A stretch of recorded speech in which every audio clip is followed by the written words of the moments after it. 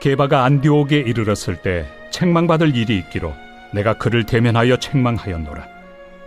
야고보에게서 온 어떤 이들이 이르기 전에 게바가 이방인과 함께 먹다가 그들이 오매 그가 할례자들을 두려워하여 떠나 물러가매 남은 유대인들도 그와 같이 외식함으로 바나바도 그들의 외식에 유혹되었느니라.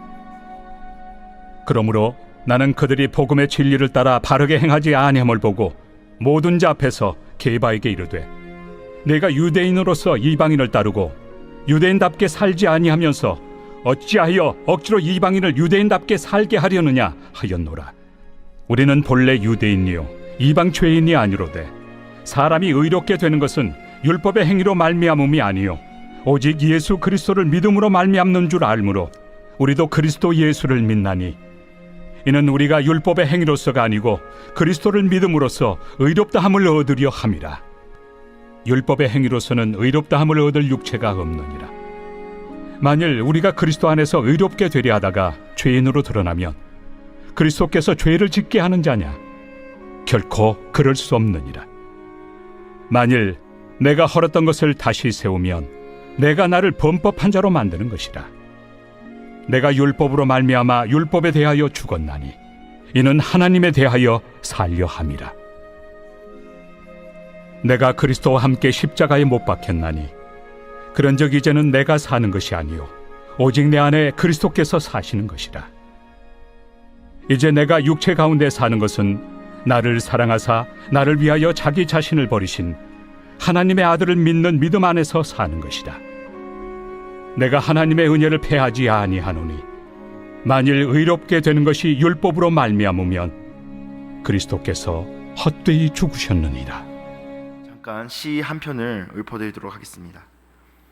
열무 30단을 이고 시장에 간 우리 엄마 안 오시네. 해는 시든지 오래. 나는 찬밥처럼 방에 담겨 아무리 천천히 숙제를 해도 엄마 안 오시네. 배추잎 같은 발소리 타박타박 안 들리네. 어둡고 무서워. 금간 창틈으로 고요한 빗소리. 빈방에 혼자 엎드려 훌쩍거리던 아주 먼 옛날. 지금도 내 눈시울을 뜨겁게 하는 그 시절, 내 유년의 윗목. 방금 읊어드린 시는 기영도라는 시인이 지은 엄마 생각이라는 시입니다. 어린 시절 밤늦게 돌아오는 어머니를 기다렸던 그 외로움과 두려움을 시인은 찬밥처럼 방에 담겨 있다고 표현하고 있습니다. 누군가에게 버려졌다는 두려움과 외로움은 어쩌면 이런 찬밥처럼 방에 덩그러니 놓여진 것 같은 그런 느낌이 아닐까요? 오늘 말씀을 보면은 바울이 베드로의 행동을 책망하면서 오늘 본문 말씀이 시작되고 있습니다. 바울이 책망한 내용이 무엇이냐면은 베드로가 이방인 출신 그리스도인들과 식사하는 자리를 피했다는 점, 그 점에서 출발해서 책망하기 시작합니다. 그렇다면은 베드로는 왜 이방인 기독교인들과 함께 밥 먹는 이 자리를 왜 피했을까요? 당시 갈라디아 교회를 흔드는 그런 가르침이 있었습니다. 거짓 교사들이 가르치는 가르침이었는데 바로 그리스도의 은혜도 중요하지만 율법을 지킨 것 또한 모세의 율법을 지킨 것 또한 매우 중요하다는 가르침이 그 갈라디아 교회를 흔들고 있었습니다. 예수 그리스도 믿는 거 좋아.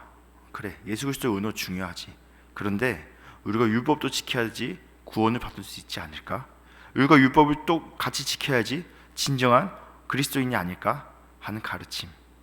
이 가르침이 왜 위험한 것이냐면은 당시에는 유대인 출신 기독교인도 있었고 이방인 출신, 그러니까 할례를 받지 않은 이방인 출신 기독교인도 함께 신앙생활을 하고 있었습니다.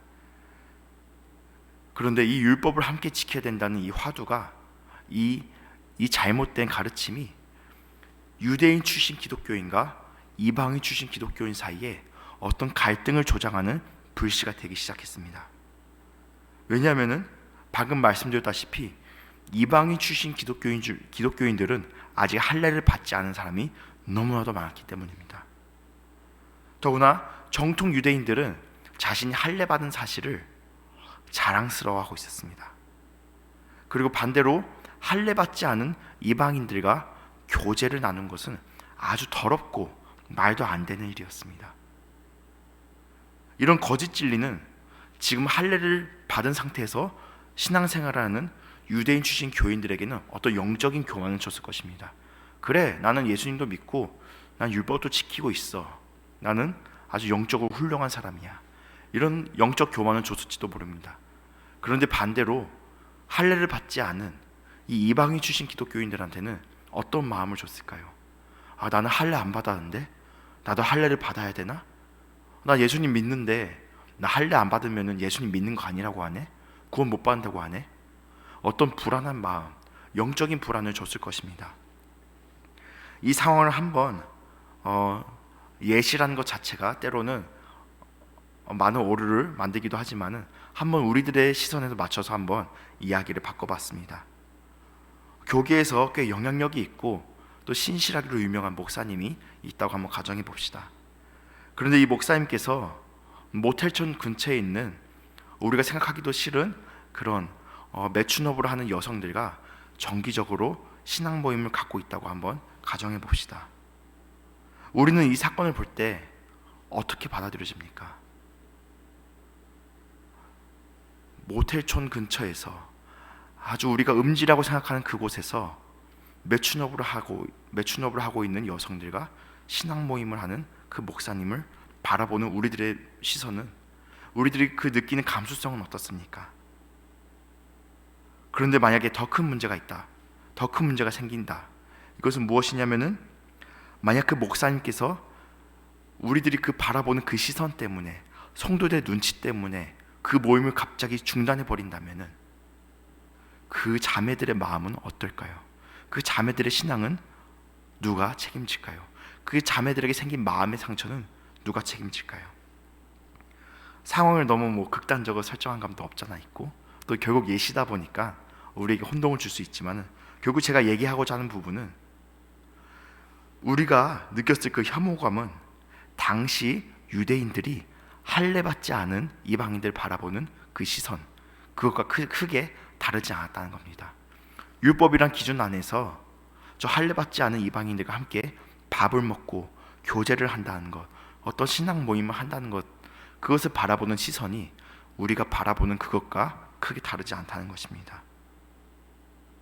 문제는 이 할례라는 잣대 때문에, 이 율법이란 잣대 때문에 영적 지도자로부터 아니면 또 다른 교인들로부터 버림받고 배척받았을 이 이방인 출신 기독교인들은 어떤 마음이었을까요?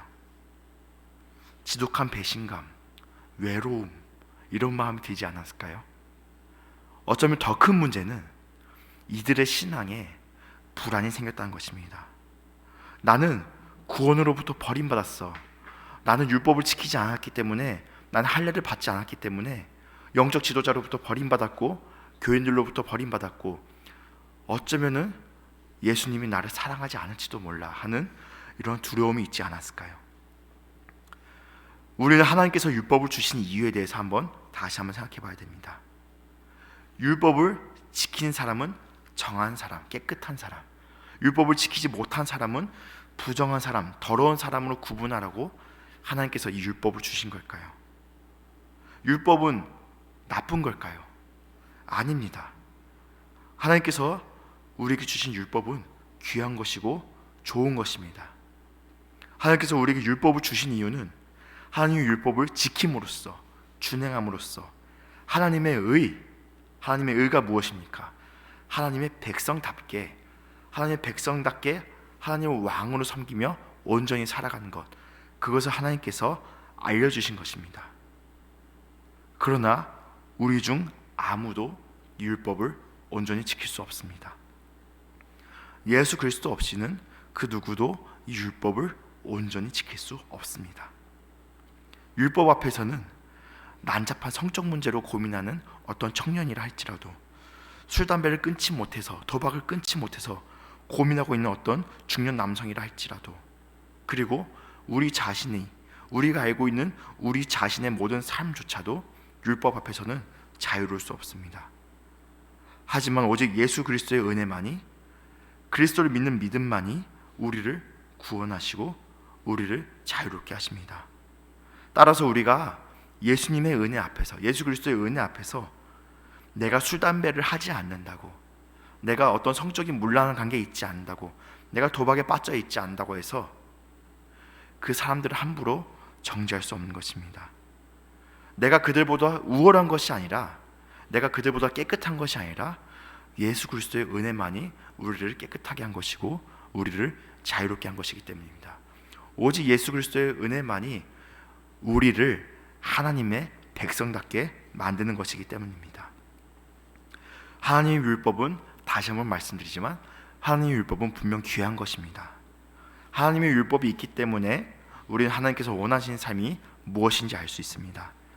하나님의 율법이 있기 때문에 우리가 죄인이라는 사실을 알 수 있습니다. 하나님께서 원하시는 삶을 우리가 살 수 없음을, 우리가 죄인이라는 사실을 알 수 있습니다. 그런데 결정적으로 그 율법을 온전히 이루신 온전히 완성하신 분이 예수 그리스도라는 사실, 그리고 우리가 그 율법을 온전히 이루신 예수 그리스도 안에 있어야만이 우리가 진정 하나님의 백성으로 살아갈 수 있다는 것을 우리는 알 수 있습니다. 그러나 우리는 여전히 이 귀한 율법을 나에게 적용한 것이 아니라 남에게 적용하고 있지는 않습니까? 죄에 가득히 빠져 있어서 예수 그리스도의 은혜 아니면은 살아갈 수 없었던 나의 지난 모습들, 여전히 버리지 못하는 나의 부끄러운 모습들, 그것을 우리는 망각한 채, 나를 성도로 불러주신 그 은혜를 잊어버린 채, 그런 채로 살아가고 있지는 않습니까? 율법의 잣대를 나에게 내지 않고 혹시 이웃에게 돌리고 있지는 않습니까? 나의 그런 잣대가, 나의 그런 이중적인 잣대가 내가 은혜 없이 살아갈 수 없음을 인정한다고 하면서 여전히 율법을 이웃에게 적용하면서 이웃을 정죄하는 우리들의 태도가 우리들의 이웃을 찬밥처럼 두려움과 외로움 속에 버려버리는 것, 그런 모습이 아닐까요? 오늘 바울이 베드로를 책망하는 그 모습처럼 우리가 또다시 율법을 우리 이웃에게 잣대를 들이댐으로써 그들의 마음까지 상처를 주고 신앙의 외로움을 주고 두려움을 주고 있는 것은 아닐까요? 어쩌면 우리가 찬밥처럼 버려버린 이 이웃들, 우리 형제들, 우리의 자매들, 우리들이 찬밥처럼 버려버린 것은 우리들의 형제뿐만 아니라 예수 그리스도가 아닐까요? 우리가 정말 예수 그리스도께서 주신 그 은혜를 우리가 정말 귀중하게 여기고 있는 걸까요? 아니면 여전히 나는 하나님 율법 앞에서 나는 깨끗한 사람이야, 나는 어쩌면은 예수 그리스도의 은혜가 없어도 내가 깨끗한 사람이기 때문에 하나님의 구원을 받을 수 있어, 이런 영적 교만 가운데 있지는 않은가요? 그리스도에게 속한 우리가 내세울 수 있는 이름은 내가 아니라 오직 예수 그리스도의 이름밖에 없습니다. 우리 인생의 주어는 이제 내가 아니라 예수 그리스도입니다. 오늘 본문 말씀 20절을 함께 봉독하면서 오늘 말씀을 마무리하고자 합니다. 20절 말씀입니다. 내가 그리스도와 함께 십자가에 못 박혔나니 그런즉 이제는 내가 사는 것이 아니요 오직 내 안에 그리스도께서 사시는 것이라. 이제 내가 육체 가운데 사는 것은 나를 사랑하사 나를 위하여 자기 자신을 버리신 하나님의 아들을 믿는 믿음 안에서 사는 것이라. 아멘. 기도하겠습니다. 사랑과 은혜가 풍성하신 하나님 아버지, 감사합니다. 하나님, 때로는 우리가 하나님께서 주시는 이 사랑과 은혜가 얼마나 풍성한 것인지, 얼마나 귀한 것인지, 하나님의 사랑과 은혜가 없으면은 우리가 단 한순간도 살아갈 수 없는 불쌍한 인생인 것을 우리가 잊고 살아감을 이 시간 하나님께 내려놓고 회개합니다. 하나님, 용서하여 주시옵소서. 하나님, 우리가 여전히 교만 가운데 살아가는 모습들, 하나님의 사랑과 은혜가 없이도 살아갈 수 있다고 착각하는 우리들의 모습들 하나님 용서해 주시옵고, 우리가 그로 인하여서 우리들의 이웃과 형제와 자매와 예수 그리스도의 귀한 지체들에게 상처를 주었던 모습들 하나님 용서하여 주시옵소서. 하나님, 우리가 이 귀한 은혜와 사랑을 잊지 않게 하여 주시옵소서. 우리를 정말 성도 되게 하는 것은, 우리가 정말 하나님의 백성답게 살게 하는 것은 오직 하나님의 사랑과 은혜밖에 없음을, 예수 그리스도의 십자가밖에 없음을 우리가 이 시간 다시 한번 믿고 의지합니다. 하나님, 우리가 신실한 종으로 살아가게 하여 주시옵소서. 우리가 예수 그리스도를 믿는 믿음 안에서, 우리가 그 신실한 믿음 안에서 충성된 종으로 살아가게 하여 주시옵소서.